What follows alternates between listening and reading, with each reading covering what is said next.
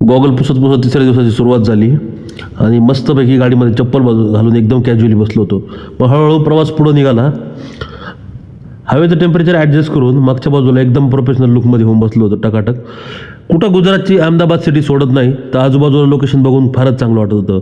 काहीच विशेष नाही की ही अहमदाबाद ही गुजरातची राजधानी आहे. त्याच्यामध्ये चालू असणारे मोठे मोठे कॉन्ट्रॅक्टचे कामं बघून, मोठे मोठे रोडचे कामं बघून खूप चांगलं वाटत होतं.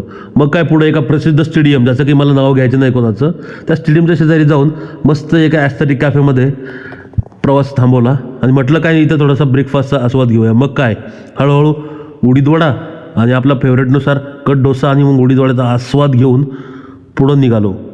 चहा तर बनताय ना बॉस, चहा तर कंपल्सरी होता. सोबतच निघणार तेवढ्यात ही काय बघून आपल्या जुन्या आठवणी जाग्या झाल्या आणि ते माझ्या चेहऱ्यावर चांगलंच दिसत होतं. त्यानंतर तसाच प्रवास पुढं निघाला. पुढं भाईनी फोन चालू झाला होता आणि मी मग झोपण्याचा आस्वाद हळूच कल्टी पण मारली आणि मग ज्या ठिकाणी आम्ही ज्या कामासाठी आलो होतो त्या कामाच्या कंपनीला, इथं ब्लर होतं दिसणार नाही, कंपनीची मिटिंग उरकून परत आपल्या कॅज्युअल स्टाईलला आलो. काठिया आणि चटणी त्यासोबत इतर बाकीचे वडे खाऊन मस्तपैकी ना आस्वाद घेतला. सोबत कढी पण होती. हळूहळू आपलं आयपॅडवर काम चालू होतं. बाईचा फोन तसाही चालू होता. मग पुढं गाडीची धुरा आपण थोडेसे जरा आपल्या हातात घेतली. प्रणवचा कॉल चालू होता, व्हिडिओ कॉल, भाई मागं फोनवर होता.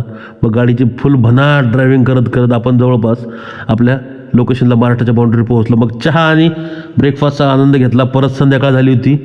डायरेक्ट गाडी थांबवली जेवणाच्या लोकेशनला. जेवण करून कुठं निघत नाही तर डायरेक्ट लोकेशन गाठलं आणि म्हणलं चला आपल्या महाराष्ट्रात फोन.